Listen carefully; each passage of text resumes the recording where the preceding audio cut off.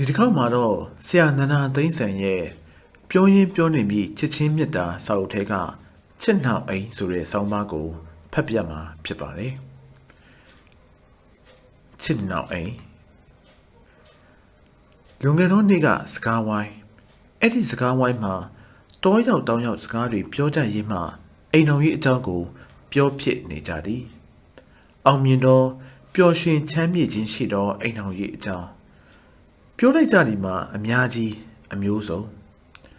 စကားဝိုင်းထဲတွင်တယောက်တော်သူ၏စကားများကိုတော့မှတ်မိနေပါသည်သူကပြောပါသည်အောင်မြင်ပျော်ရွှင်တဲ့အိမ်တော်ကြီးဆိုတာမျက်စိကန်းနေတဲ့မယားနဲ့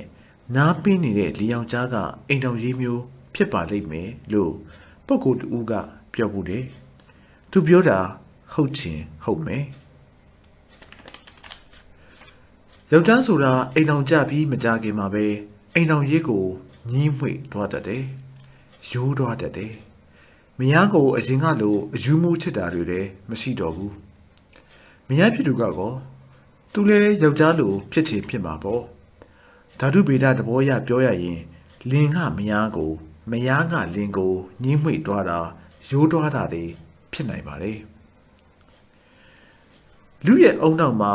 အိုင်ဆိုတိုစင်းလို့ခေါ်တဲ့ဓာတ်ထွက်နေရင်အဲ့ဒီလူမှာချစ်တဲ့စိတ်တွေဖြစ်နေတယ်မိမိနဲ့အတူနေသူအပေါ်မှာချစ်စိတ်တွေဟာအချိန်ကာလအပြင်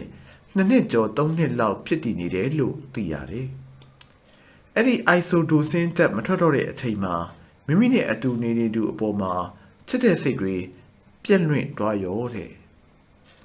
ဒီတော့အောင်မြင်ပျော်ရွှင်တဲ့အိမ်တော်ကြီးဟာဓာတုဗေဒရှုထောင့်ကပြောရင်2 နှစ်ကျော်3 နှစ်လောက်ပဲခံတဲ့သဘောရှိနေတယ်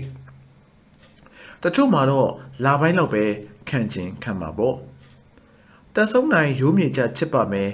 ငှက်ဖြစ်ရင်တော့တကိုင်းနဲ့နားကျင်နေဆိုတဲ့တစ္ဆာမြတ်တာတွေအဲ့ဒီအချိန်မှာပြန်မဆိုခြင်းနဲ့တခြင်းဟောင်းလို့ဖြစ်နေမှာပါ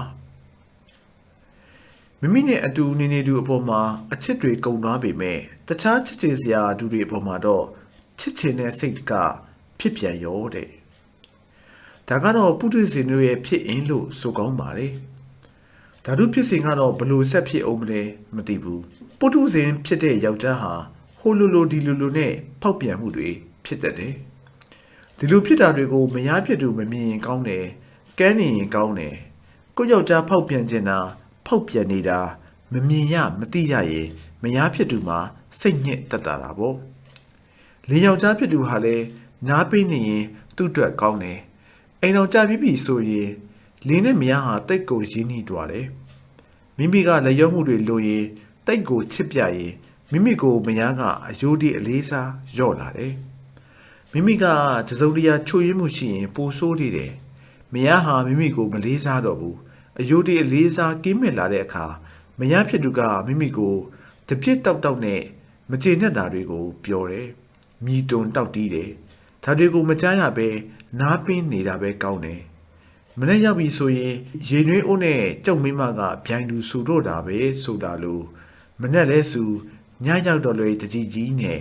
နားမချမ်းသာစရာတွေပြောနေတတ်တယ်ဒါတွေကိုမကြားရရင်ကောင်းတယ်ဒါကြောင့်ကျွန်တော်ကအောင်မြင်ပျော်ရွှင်တဲ့အိမ်တော်ကြီးဆိုတာမျက်စိကန်းနေတဲ့မယားနဲ့နားပင်းနေတဲ့လင်းယောက်ကြားကအိမ်တော်ရေးမျိုးဖြစ်ပါလိမ့်မယ်ဆိုတဲ့စကားကိုသဘောကျနေတာသူ့စကားအဆုံးတွင်ခမားကောနားပင်းနေသူဖြစ်ချင်လို့လားဟု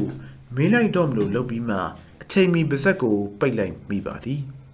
အပကြောင့်ဆိုတော့သူ့အရွယ်နဲ့သူ့ဂုံတိတ်ခါကိုထောက်ထားရမည်ဟုတော့အသည့်ဝင်လာတော့ကြောက်ပါသည်အမှတ်65အင်တာဗျူးဂျာနယ်